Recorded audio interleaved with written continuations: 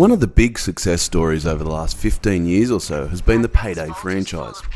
What started with a good idea in Payday 1 was fleshed out, iterated upon and supported in Payday 2, leading to a massive community of players who have all had a blast living out their cops and robbers fantasy. This means that Payday 3 has a lot to live up to. It needs to improve on the second game in exciting ways without losing what makes the game a blast to play. Well, thanks to Plaion Australia, I was lucky enough to go hands-on with a preview build of the game, and can confirm it looks like that fun is going to continue.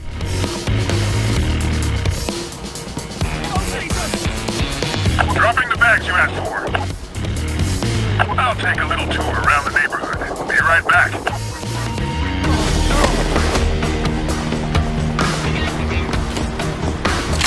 Before my play session started, I was treated to a presentation by the team at Starbreeze about some of the changes and improvements made in Payday 3. They made it very clear that this is an iterative sequel and not something that will reinvent the wheel. The formula is essentially the same, the concept hasn't been altered. Instead, they are looking to take modern tech and make the Payday experience smoother and more engaging. The modern tech they talk about is none other than Unreal Engine. Payday 3 will release in Unreal 4, but further down the line, Starbreeze is looking at switching to Unreal 5, so the graphical components of the game should only get better as it ages.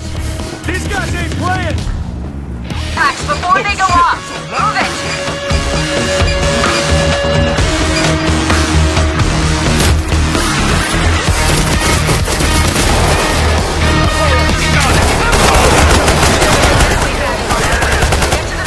Came time to play, I was grouped into a team of 4 players, 3 journos and 1 Starbreeze dev to show us the ropes. I should point out that my experience with the Payday franchise has been limited. I've enjoyed my time with the game, but it was always a struggle to get a team of 4 people together, and I never enjoyed playing with randoms. This meant I was very appreciative of the dev being on our team to show me the ropes. Our first mission? It's a classic. Rob a bank, get the hell out of Dodge before the police take us all out.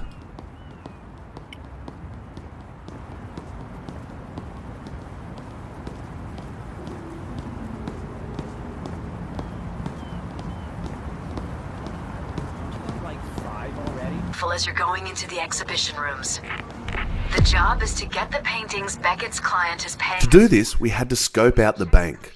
It was clearly a wise move to sneak around, open windows on the backside of the building, and get a lay for where things like security cameras and guards were.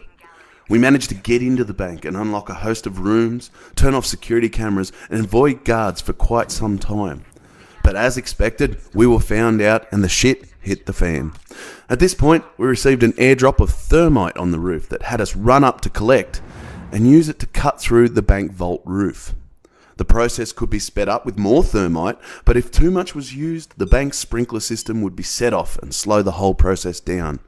It made for a tense few minutes as we held off the police waiting for our access to the goodies contained in the vault. These artists, they're all fucking crazy.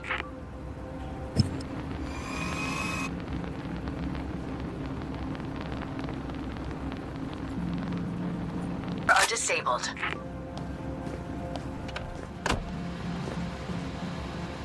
Once the money had been secured, we had to head into the street, turn off a bollard system that was stopping our escape van from reaching us, and hold off ever-increasing waves of law enforcement officers. It is a tense phase of the game, and without clear communication with my teammates, it was easy to end up dead.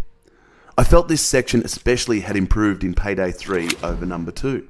Everything felt tighter, more balanced, and there were more options at my fingertips to handle waves of police, all the while trying to steal as much cash as possible.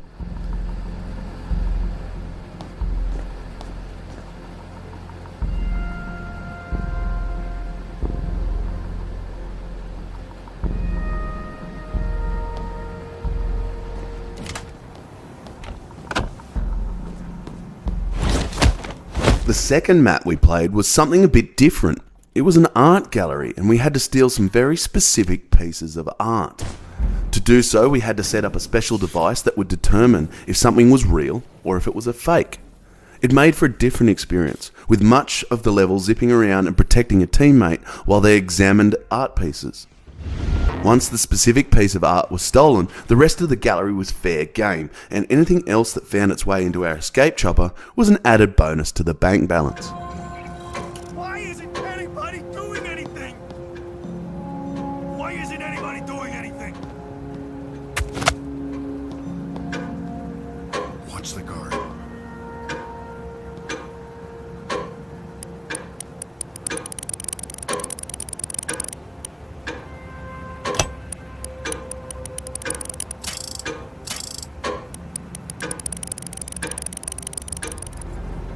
Both of these scenarios felt balanced, and they never felt unfair.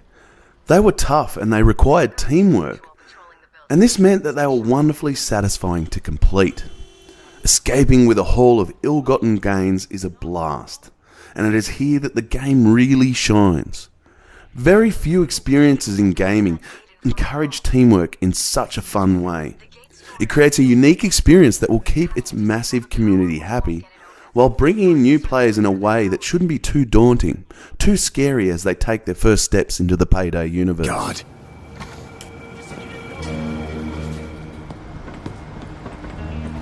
All right, now disable the switch box's security. The controls are in the power room upstairs.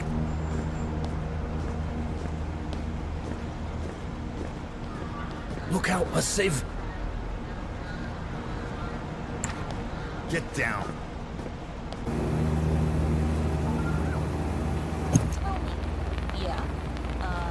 I think one of the key ways I feel that Payday 3 is going to be a real success is that it is a day one Game Pass title.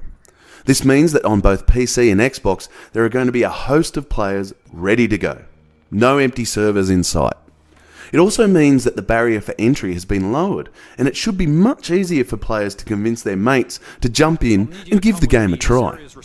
It is a smart move by Starbreeze, because nothing kills a promising multiplayer game quicker than a lack of potential players. Stay out of the restricted areas, got it?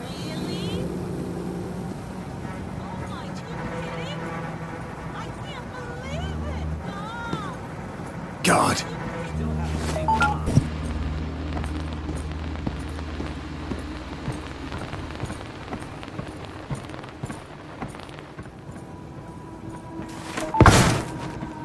Jesus, what now?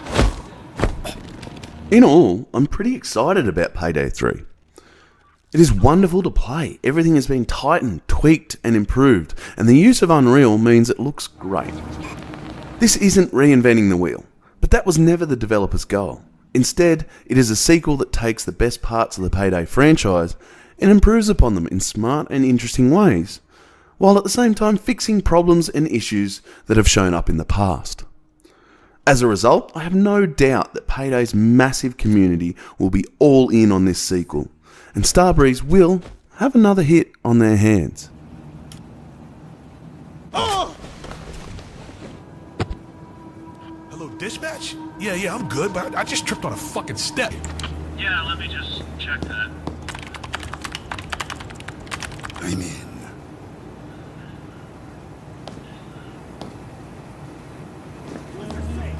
Payday 3 is coming to PC, Xbox and PlayStation on September 21, and I want to say special thanks to Plaion ANZ for organising this early access. Make sure you head over to player2.net.au and check out all our news, reviews, previews, opinion pieces and podcasts. Like and subscribe the video down below, it helps us out greatly, and we do have a Patreon if you feel so inclined. In the meantime, I'll catch you next time on Player 2. Bye. If you're near an office, try to find out which box it is. Look out, a sieve.